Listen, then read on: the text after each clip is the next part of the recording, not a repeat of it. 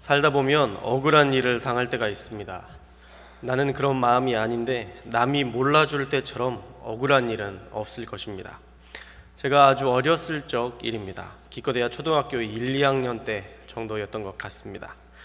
지금은 너무 좋은 둘도 없는 누나인데 어릴 적 누나가 혼날 일이 있었는데 어머니께서 누가 이거 이랬느냐 라고 했을 때에 제가 누나다 라고 이르지 않고 기서도 정신을 발휘해서 제가 그냥 현장에 있었다는 이유만으로 대신 혼났던 적이 있습니다. 아주 사소한 일이라 무엇 때문에 혼났는지 기억에도 없는 그런 소소한 일이었습니다. 그래서 딴에는 누나를 대신해서 혼난 것에 대해 누나가 알아주기를 바라는 마음으로 누나에게 어머니가 그렇게 혼내셨는데 내가 대신 혼나줬다라는 것을 어필했습니다.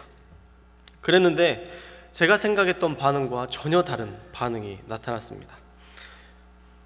분명 고마워라는 이야기를 해줘야 되는데 왠지 시큰둥했습니다. 그래서 재차 내가 대신 혼났다고 하며 고마워라는 말을 듣기 위해 어필을 했습니다. 그런데 누나의 입에서는 생각조차 하기 싫었던 말이 나왔습니다. 그 말은 가히 충격적이어서 20여 년이 지난 지금도 분명히 기억하고 있습니다. 누가 대신 혼나래. 누가 대신 혼나래? 이 말이 얼마나 서운했는지 모릅니다.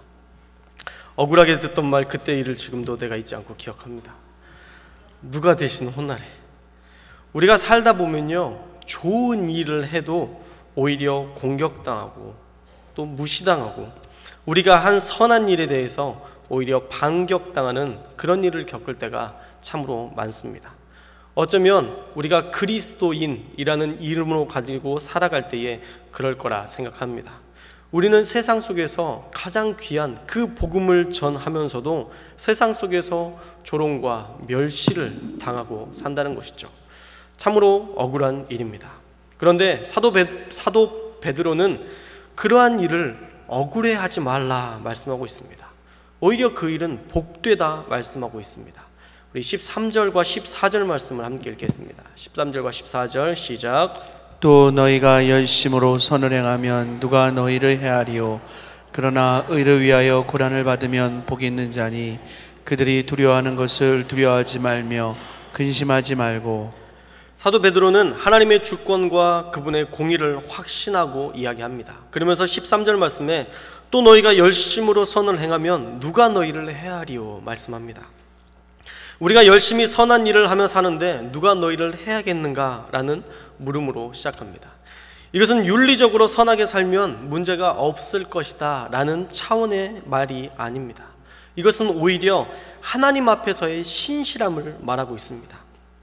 기준이 사람들의 눈이 기준이 아니라 바로 하나님의 눈이 기준이라는 것입니다. 그것을 뒷받침할 말씀이 바로 전 구절이었던 12절 말씀을 통해서 우리가 살펴볼 수 있습니다. 우리 12절 말씀을 함께 읽겠습니다. 시작. 주의 눈은 의인을 향하시고 그의 귀는 의인의 간구에 기울이시되 주의 얼굴은 악행하는 자들을 대하시느니라 하였느니라. 주의 눈과 귀는 의인에게 향하고 귀를 기울이시며 주의 얼굴은 악행하는 자들을 대하고 있다 말씀합니다. 그렇기 때문에 열심히 선을 행하면 누가 너희를 해야겠는가? 라고 되묻는 것입니다. 하나님께서 보시기 때문에 하나님의 기준 아래 살면 우리는 그 공의 아래 살면 하나님께서 판단하시길 것이기 때문에 우리는 그 기준 앞에서 진실하게 살면 그것이면 된다라는 말씀입니다. 사랑하는 여러분, 우리의 기준은 사람이 되어서는 안 될 것입니다. 우리의 기준은 누군가 보는 사람의 그 눈이 기준이 되어서는 안 됩니다. 바로 우리의 기준은 하나님이 되셔야 합니다. 하나님의 기준을 가지고 우리는 세상 속에서 살아야 될 줄로 믿습니다. 하나님의 기준을 따라서 우리가 선을 행하며 살아야 됩니다. 그렇다면 우리가 하나님의 기준을 어떻게 알 수 있을까요? 바로 하나님의 말씀을 통해서 알 수 있습니다. 날마다 말씀의 근거에서 살면 우리의 기준은 단순히 선행이 아니라 거룩을 사모하게 됩니다. 베드로전서 1장 13절에서 16절 말씀 함께 읽겠습니다. 13절에서 16절 시작. 그러므로 너희 마음의 허리를 동이고 근신하여 예수 그리스도께서 나타나실 때에 너희에게 가져다 주실 은혜를 온전히 받을지어다. 너희가 순종하는 자식처럼 전에 알지 못할 때에 따르던 너희 사욕을 본받지 말고 오직 너희를 부르신 거룩한 이처럼 너희도 모든 행실에 거룩한 자가 되라. 기록되었을 때 내가 거룩하니 너희도 거룩할지어다 하셨느니라.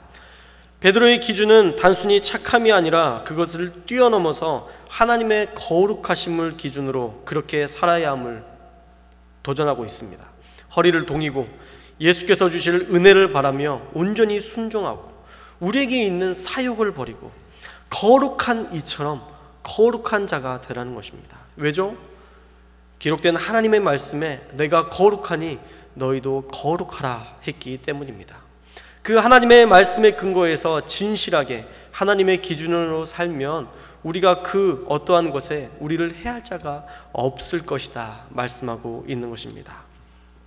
하나님의 말씀에 근거해서 살면 우리 안에 있는 해함당하는 것들을 우리가 막을 수 있습니다. 그런데 지금 베드로전서 말씀에서는 조금 차원이 다른 상황이 벌어지고 있습니다. 진실하게 삶에도 불구하고 문제가 있을 수 있음을 이야기하고 있습니다. 네로 황제에 의해서 곧 기독교 박해가 본격적으로 시작될 그 시기에 바로 이 베드로전서 말씀을 통해서 너희가 진실하게 산다 할지라도 고난받을 수 있음을 이야기하면서 이런 외적인 박해에 대해서 그리스도인들에게 구원의 소망을 갖고 인내하도록 하기 위해서 이 격려의 서신을 보냈던 것입니다. 거룩하게 살아도 고난을 받는 시대를 맞이하게 된 것입니다. 실제로 로마 네로 황제 시대를 통해서 많은 핍박이 시작되었습니다. 많은 사람들이 예수님을 믿는다는 것만으로 핍박을 받기 시작하였고 로마의 박해가 시작되었습니다. 그러한 박해가 시작될 즈음에 사도 바울은 그리스도인들에게 이렇게 권면하고 있습니다. 우리 14절 말씀을 함께 읽겠습니다. 14절 말씀 시작. 그러나 의를 위하여 고난을 받으면 복이 있는 자니 그들이 두려워하는 것을 두려워하지 말며 근심하지 말고. 하나님의 기준으로 거룩하게 살고 만약 거룩하게 살았음에도 고난을 받는 삶을 살고 있다면 복 있는 자랍니다. 왜죠? 왜 고난을 받는데 복 있는 자죠? 마태복음 5장 10절에 이렇게 말씀하고 있습니다. 의를 위하여 박해를 받는 자는 복이 있나니 천국이 그들의 것이며. 우리가 의를 위해서 박해를 받으면 우리에게 주시는 복은 그냥 복이 아니라 천국이 우리의 것이 된다라는 것입니다. 그렇다면 우리가 박해를 받을 이유가 분명합니다. 하나님께서 엄청난 복을 준비하고 계시기 때문입니다. 바로 하나님의 나라, 천국을 우리에게 주시기 때문에 우리는 박해를 받는다 할지라도 기뻐할 수 있어야 됩니다. 베드로는 그 복을 분명히 알고 선포하고 있습니다. 의를 위해서 고난받으면 복 있는 자라 말씀하시면서 그들이 두려워하는 것을 두려워하지도 근심하지도 말라 말씀하고 있습니다. 오히려 우리가 그 고난을 받은 후에 천국이 주어지기 때문에 두려워할 필요도 근심할 일도 없다라고 강력하게 선포하고 있습니다. 우리도 의를 위해 박해를 받는 자리에 나아갈 수 있기를 주님의 이름으로 축원합니다. 우리의 것을 얻기 위해서만 우리가 하나님을 믿는 것이 아니라 하나님의 나라를 전파하기 위해서 그 복음을 전하기 위해서 우리가 그 고난의 자리로 나아가는 것이 바로 믿는 자의 마땅한 도리이고 그것이 바로 믿는 자의 태도라는 것입니다. 우리도 의를 위해서 박해를 받는 자리에 나아갈 수 있어야 됩니다. 잘못해서 고난받는 거 말고요. 우리가 잘못한 것으로 인해서 그것으로 인한 형벌이나 징계를 받는 것 말고요. 우리가 잘 살고 있음에도 우리가 박해를 받는 그 자리에 나아갈 수 있어야 그 사람이 복 있는 자라는 것입니다. 하나님의 나라를 위해 살다가 받는 고난으로 인해 복을 누리는 우리 모두가 되기를 바랍니다. 그렇다면 하나님의 나라를 위한 고난, 그것이 무엇일까요? 하나님의 나라를 위한 고난, 그것은 바로 전도입니다. 하나님을 믿는 것 때문에 희생하는 것, 그리스도인이기 때문에 참고 인내하는 이 모든 것이 바로 의를 위해 박해를 받는 것입니다. 의를 위해 박해를 받는 자는 분명 복되다 말씀하시는데, 여러분이 그 복된 자리를 경험하기 위해서는 그 전도의 자리, 그 사명의 자리에 나아갈 수 있어야 된다라는 것입니다. 그 자리에 나아가야만 우리가 하나님의 마음을 알 수 있고 잃어버린 영혼을 향한 마음을 경험할 수 있는 것입니다. 여러분, 전도하지 않으면요 그 마음을 알 수가 없습니다. 전도도 어떤 중독 같은 것 같아요. 그래서 어떤 사람이 전도하기 시작하면 그 전도에 올인하게 됩니다.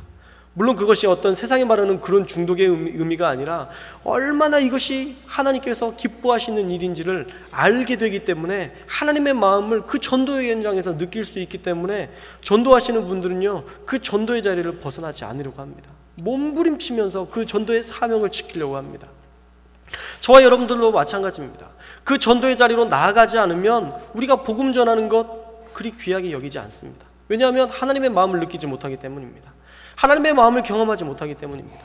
그런데 우리가 그 전도의 자리, 사명의 자리로 나가면 우리는 하나님의 마음을 느낄 수 있고요, 그 안에서 하나님의 권능을 경험할 수 있게 되는 것입니다. 제자들이 전도하러 나아갔을 때에 하나님께서 권능을 주셨다 약속하셨습니다.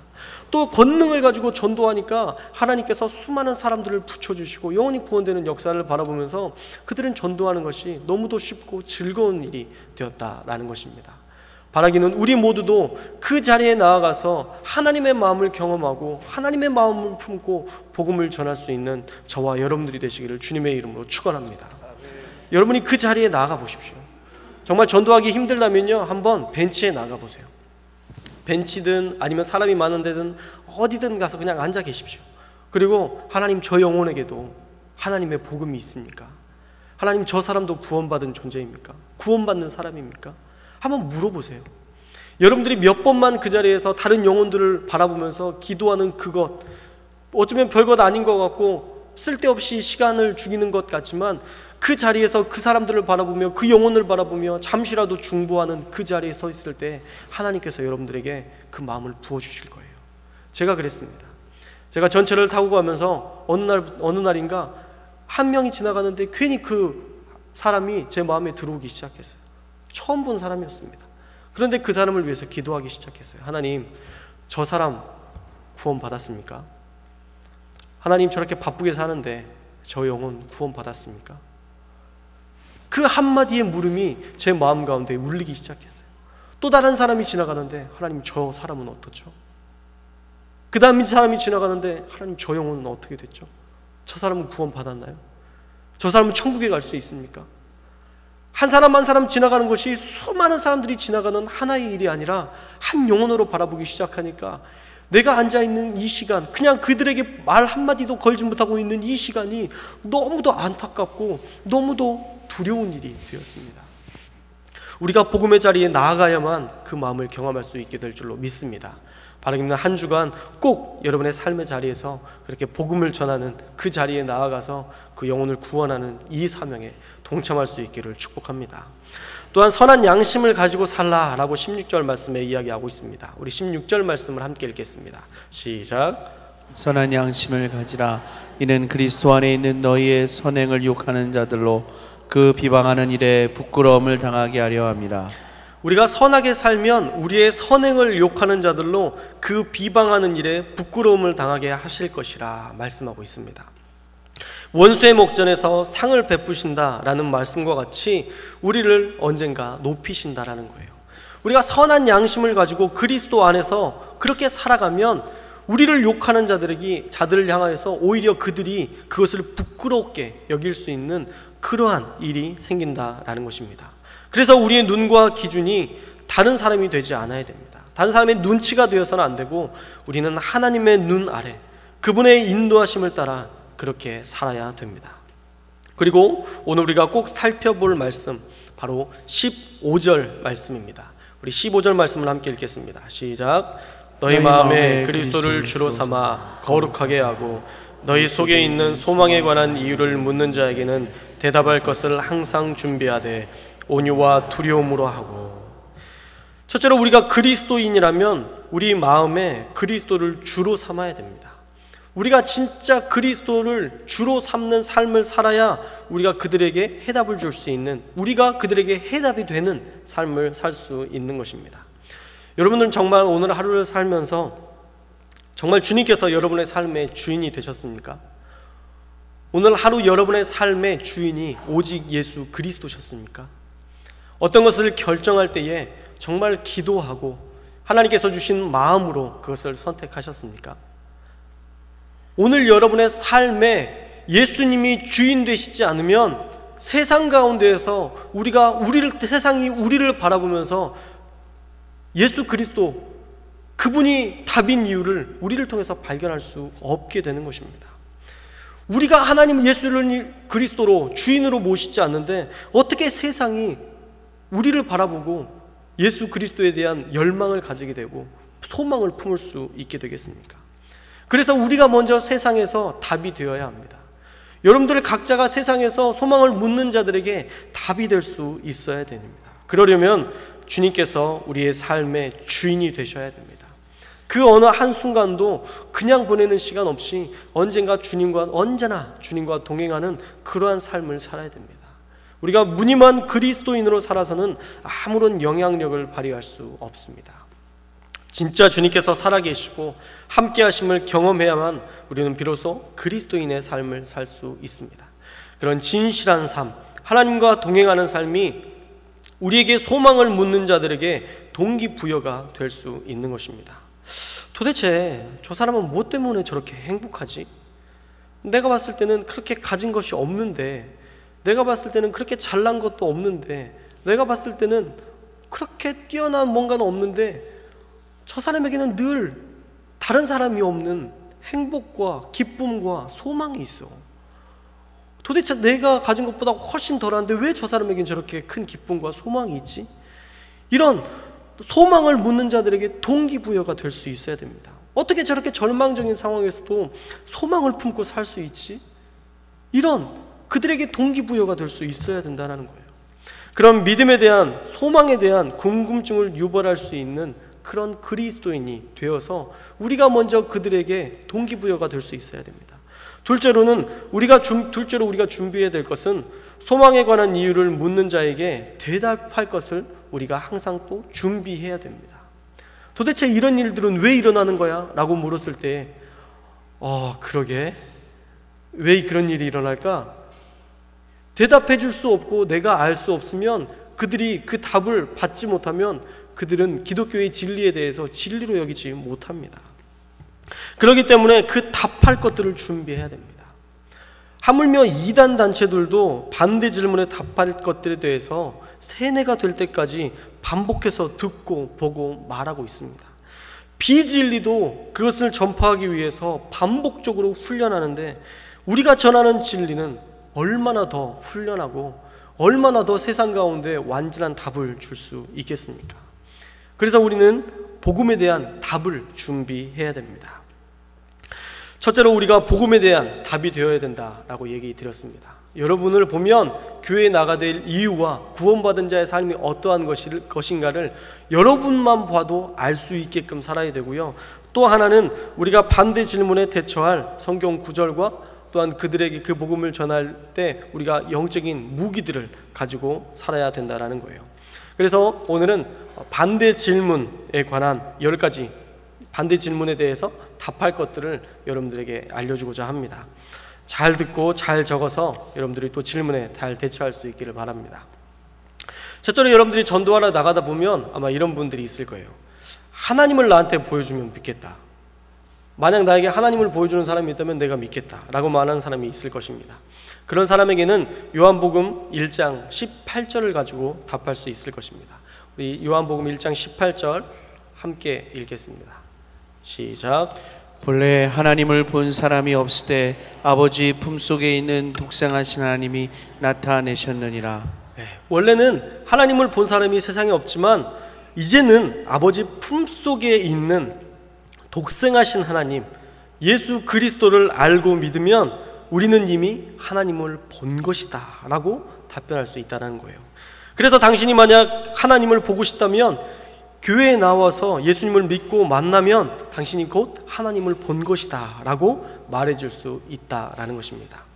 그래서 이어져야죠. 자, 이것만 설명해주고 끝나는 게 아니라 이어져서 그 좋은 예수님을 보기 위해서, 만나보기 위해서 이번 주에 한번 예배 드리고 나면 아마 하나님을 만났다라고 말할 정도로 분명해질 거야. 그러니 교회 가자. 함께 해봅시다. 그러니 교회 가자. 이게 그렇게 어렵죠. 이 말 한마디가 진짜 어려우실 거예요. 근데 훈련하셔야 됩니다. 여러분에게 묻는 그 질문을 답해주고, 이게 기회예요. 그들이 궁금해하는 것이 기회예요. 그럴 때 그러니 교회 가자라고 얘기해 줄 수 있어야 돼요. 요한복음 1장 18절 본래 하나님을 본 사람이 없을 때 아버지 품속에 있는 독생하신 하나님이 나타내셨느니라. 둘째로 하나님이 살아계시다면 왜 악인을 내버려 두시죠? 라는 질문도 아마 흔하게 들으셨을 것입니다. 그 질문에는 베드로후서 3장 9절 말씀을 근거로 해서 답할 수 있습니다. 3장 9절 말씀 함께 읽겠습니다. 시작. 주의 약속이 어떤 이들이 더디다고 생각하는 것 같이 더딘 것이 아니라 오직 주께서는 너희를 대하여 오래 참으사 아무도 멸망하지 아니하고 다 회개하기에 이르기를 원하시느니라. 하나님께서는 오래 참고 계시다라는 거예요. 오래 참고. 만약에 악한 일을 저질렀을 때마다 한 명씩 한 명씩 죽음에 이르렀다면 이 세상에는 아무도 없었을 것입니다. 너도 나도 아무도 없었을 거라라고 얘기하면서 사랑이 많으신 주님께서 우리를 대할 때에 오래 참으시고 아무도 멸망하지 않고 다 회개하기를 원하셔서 아직도 기다리시기 때문에 아기들 멸하시지 않는 거야 라고 답해 줄 수 있습니다. 악한데도 참는 이유가 변화돼서 돌아오기를 바라는 그런 아버지 마음이라는 것을 그들에게 이야기해 줄 수 있으면 될 것입니다. 또 셋째로 왜 꼭 하나님만 믿어야 되는가 라고 묻는 자들도 있을 것입니다. 왜 하나님만 믿어야지? 다른 종교를 믿어도 되잖아 라고 물을 수 있는 사람이 있을 텐데 이 사람들에게는 출애굽기 15장 11절 말씀을 통해서 답할 수 있습니다. 함께 읽겠습니다. 시작. 여호와여 신중에 주와 같은 자가 누구니까? 주와 같이 거룩함으로 영광스러우며 찬송할 만한 위엄이 있으며 기이한 일을 행하는 자가 누구니까? 하나님과 비교할 수 있는 것이 없다라는 것입니다. 이 세상의 신이라 불리는 것들 중에 그 어떠한 것도 하나님과 비할 바가 없다라는 거예요. 하나님 앞에서 그것들은 다 하찮은 존재들일 뿐입니다. 하나님이 홀로 위대하신 하나님이시고 하나님만이 왕 중의 왕이시다라는 것입니다. 야고보서 2장 19절에서 또 이렇게 얘기합니다. 내가 하나님은 한 분이신 줄 믿느냐? 잘하는도다. 귀신들도 믿고 떠느니라. 다른 신들, 짜잘짜잘한 그런 작은 신들은 하나님 앞에서 믿고 떤다라고 얘기하고 있습니다. 그렇기 때문에 가장 위대한 하나님을 만나야 된다라고 얘기하고 그 하나님을 만나기 위해서 이번 주 우리 교회에 가서 그 하나님을 만나자라고 권면할 수 있어야 됩니다. 네 번째로 왜 예수님을 믿어야 되는가 라고 묻는 자들에게 베드로전서 2장 24절에서 25절 말씀으로 답을 줄 수 있을 것입니다. 함께 읽겠습니다. 시작. 친히 나무에 달려 그 몸으로 우리 죄를 담당하셨으니 이는 우리로 죄에 대하여 죽고 의에 대하여 살게 하려 하심이라. 그가 채찍에 맞음으로 너희는 나음을 얻었나니 너희가 전에는 양과 같이 길을 잃었더니 이제는 너희 영혼의 목자와 감독 되신 이에게 돌아왔느니라. 세상의 어떤 신도 자신이 만든 피조물들을 위해서 죽은 신이 없습니다. 그런데 우리 예수님은 우리를 거룩하기 위해서, 우리를 구원해 주시기 위해서 모든 핏값을 치르시고 십자가에서 죽으심으로 우리의 영혼의 목자가 되셔서 우리를 지금도 돌보고 계시기 때문에 예수님 외에 우리가 그 어떠한 분을 믿을 수 있겠는가라고 반문할 수 있습니다. 그러면서 또 우리가 이야기해야 될 것은 그러니 우리 교회에 가자라고 얘기할 수 있어야 됩니다. 다섯째로 도대체 나 같은 사람이 어떻게 변화되고 구원받을 수 있느냐? 나같이 죄 많은 사람이 어떻게 구원받을 수 있느냐? 나도 나를 용서 못하는데 어떻게 하나님이 나를 용서하시느냐? 라고 묻는 질문에 고린도후서 5장 17절이 그 해답이 될 수 있습니다. 우리 함께 읽겠습니다. 시작. 그런즉 누구든지 그리스도 안에 있으면 새로운 피조물이라. 이전 것은 지나갔으니 보라 새 것이 되었도다. 만약 당신이 변화될 마음만 있고 여러분들이 그 그리스도 안에 거하기만 한다면 당신은 금세 새로운 피조물이 될 수 있습니다. 과거의 그 죄와 상관없이 진실로 회개하기만 하면 하나님은 당신을 받아주셔서 새로운 피조물로서 새 것으로서 인정하시고 새로운 삶을 살 수 있습니다. 그러니 우리 함께 교회 갑시다 라고 권면하시면 돼요. 여섯 번째로 죽으면 그만이지 않는가? 라는 질문을 하는 사람들도 있을 것입니다. 그들에게는 히브리서 9장 27절로 답을 줄 수 있을 것입니다. 함께 읽겠습니다. 시작. 한번 죽는 것은 사람에게 정해진 것이요 그 후에는 심판이 있으리니.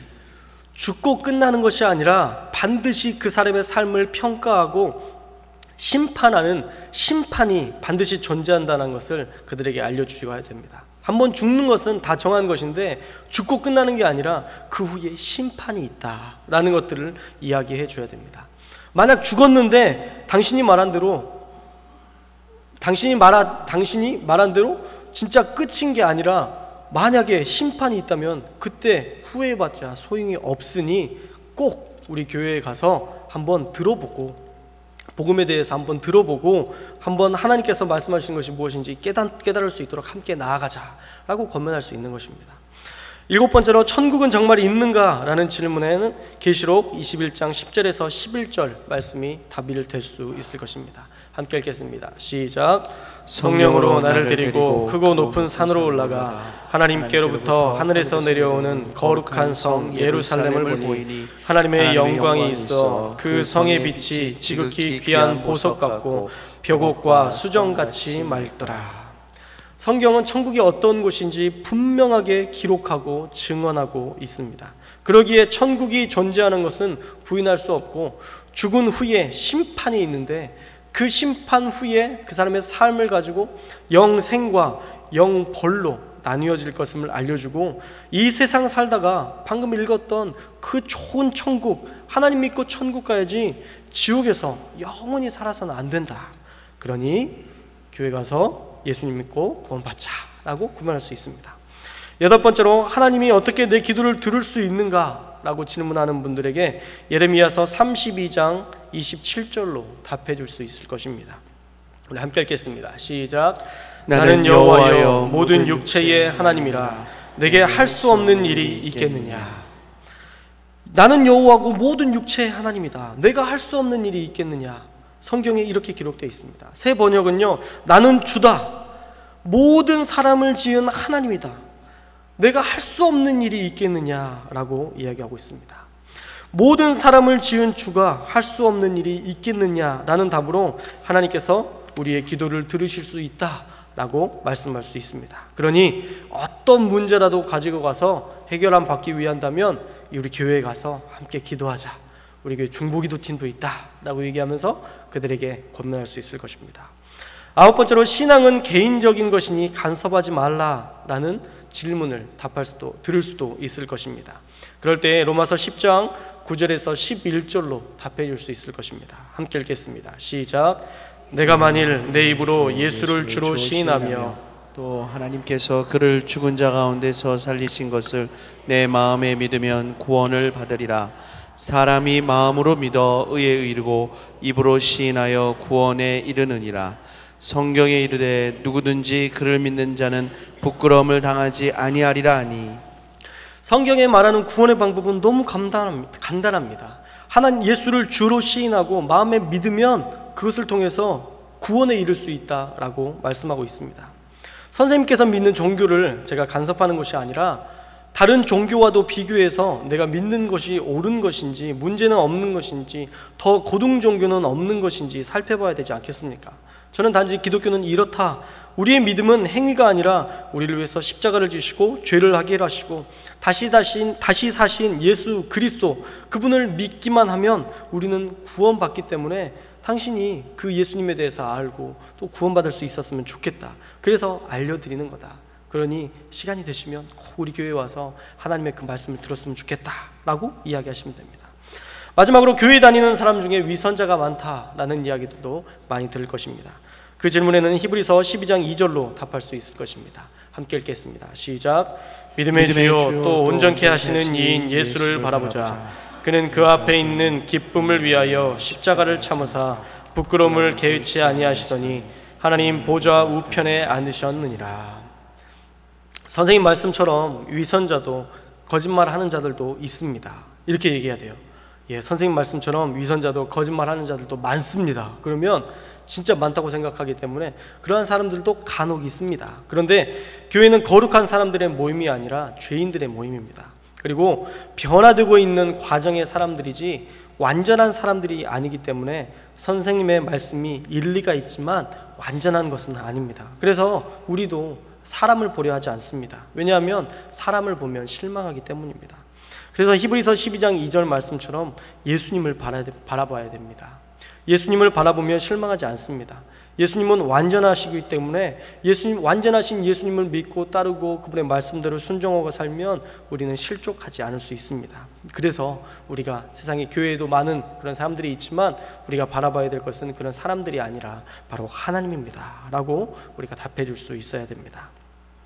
오늘 말씀을 정리해 보면요, 먼저는 우리가 거룩하게 살아서 우리가 세상에서 하나님의 살아계심에 대한 답이 되어야 됩니다. 여러분들을 바라보면 하나님이 살아계시다라는 그 답이 그들에게 느껴질 수 있어야 됩니다. 예수님을 믿는 사람들의 멋진 본보기가 된다면 우리 안에 계신 예수님을 그들도 사모하게 될 것입니다. 또 하나는 우리가 세상 속에서 박해를 받더라도 지혜롭게 그것을 대처할 힘을 길러야 된다라는 것입니다. 그 힘은 바로 성경의 말씀을 알고 선포하는 것입니다. 그런데 우리가 말씀을 가지고 다른 사람들을 대적하고 그들을 짓눌러서는 안 됩니다. 오늘 말씀에서도 온유함과 두려움으로 하라 말씀하고 있습니다. 세상 속에서 그들이 듣도록 온유함으로 말씀을 나누고 하나님보다 앞서지 않도록 두려움으로 하라라고 말씀하고 있는 것입니다. 오늘 이 말씀이 저와 여러분에게 전도의 귀한 도구가 될 수 있기를 축원합니다. 오늘 나누었던 말씀들을 잘 기억하셔서 다시 한번 묵상하셔서 혹시라도 여러분들에게 그렇게 질문하는 사람들이 있다면 말씀을 근거로 해서 답을 주시고 그들에게도 그 말씀의 능력으로 또한 이 교회에 나와서 함께 신앙생활 할 수 있는 놀라운 은혜가 있기를 주님의 이름으로 축원합니다. 기도하겠습니다. 우리 다 같이 기도할 때에 하나님, 제가 하나님 앞에 세상에 드러낼 수 있는 답이 되기를 소망합니다. 세상에 거치는 자가 되지 않고 하나님을 높이는 자가 되겠습니다. 또 기도하고 세상에 질문하는 답에 대해 성경으로 답할 수 있는 말씀의 사람이 되기를 소망하오니 하나님 저에게 지혜를 주시고 하나님과 동행할 수 있는 은혜를 더하여 주옵소서. 우리 다 같이 하나님 앞에 기도하겠습니다. 하나님 아버지 감사합니다. 우리가 주님의 말씀 가운데 서게 하시니 감사합니다. 하나님, 오늘 우리에게 주신 말씀처럼 우리가 세상 속에서 하나님 앞에 온전히 하나님의 기준으로 살아서 세상에 거치는 자가 아니라 하나님 세상 가운데에 하나님께서 원하시는 답을 온전히 전하는 그러한 삶을 살아갈 수 있도록 성령이여 함께하여 주시옵소서. 하나님만 높이는 자가 되기를 소망합니다. 우리의 기준이 어떠한 사람의 눈이 아니라 하나님의 눈으로 우리가 살아가게 하여 주시어서 하나님 세상 속에서 답을 준비할 수 있는 자로 하나님 그렇게 우리가 설 수 있도록 붙잡아 주옵소서. 또한 세상 가운데 질문하는 많은 질문 가운데에 우리가 성경을 가지고 답할 수 있는 자가 되기를 소망합니다. 오늘 나눈 말씀 외에도 수많은 의문점들과 하나님 세상 가운데 하나님 아이러니들을 가지고 하나님 그들은 하나님 그 답을 알지 못하여서 하나님 여전히 그곳 가운데에서 하나님을 따르지 못하고 있습니다. 그러기에 주님, 우리가 더 많은 말씀들을 읽고 말씀 가운데 주신 그 해답을 가지고 하나님 그들에게 그 복음을 전하고 하나님 그 은혜를 나눌 수 있는 놀라운 은혜와 힘을 더하여 주시옵소서. 우리 가운데 지혜를 주실 줄 믿습니다. 함께하여 주옵소서. 두 번째로 나라와 민족을 위해서 기도하시기를 소망합니다. 이 나라 민족 가운데에 하나님 함께하여 주시고 하나님 전쟁이 그치고 하나님 이 땅 가운데 평화가 임할 수 있도록 함께 해달라고 기도하시고 우리 교회에 세우신 담임 목사님의 건강과 가정을 지켜주시고 또 대신방 기간 중에 목사님 지치지 않으시도록 성령의 능력을 갑절로 더해달라고 함께 간절히 중보 기도해 주시기 바랍니다. 또한 오늘 주관하는 러시아 지역 모두 위에 헌신과 복음에 대한 열정과 사명으로 채워주시도록 기도하시고 4.19 새생명 축제 가운데 많은 영혼들을 구원할 수 있도록 그래서 우리 교회가 천안 아산 지역의 구원의 방주로서의 역할을 감당하는 귀한 교회가 되도록 다 같이 통성으로 기도하겠습니다. 아버지 하나님 감사합니다. 우리 가운데 함께하여 주시니 감사합니다. 이 나라와 민족을 하나님 기억하여 주시고 하나님 구원의 은혜를 더하여 주시었는데 하나님 우리 교회 가운데에 하나님 우리 나라 이 나라 민족 가운데에 더 놀라운 하나님 복음의 역사들이 일어나게 하여 주시옵소서.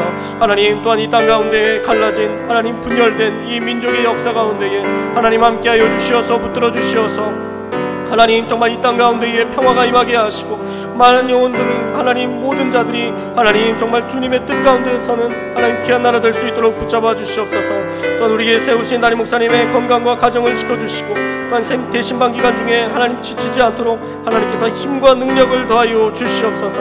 날마다 하나님 지경이 넓혀지게 하시고 성령의 말씀 가운데 능력 가운데에 언제나 서시는 귀한 목사님으로 세워주시며 또한 오늘 주관하는 러시아 지역 모두가 헌신과 복음에 대한 열정과 사명으로 살아갈 수 있도록 하나님 붙잡아 주시고 4.19 세상의 축제 가운데 많은 영혼들을 구원할 수 있도록 하나님 함께하여 주시며 우리 교회가 하나님 그러한 모든 기쁨으로 모든 일들을 감당하여서 천안 아산 지역의 구원의 방주로서의 역할들을 잘 감당하는 귀한 교회가 될 수 있도록 하나님 함께하시고 인도하여 주옵소서. 우리 가운데 역사하시기를 소망하며 예수님의 이름으로 기도합니다.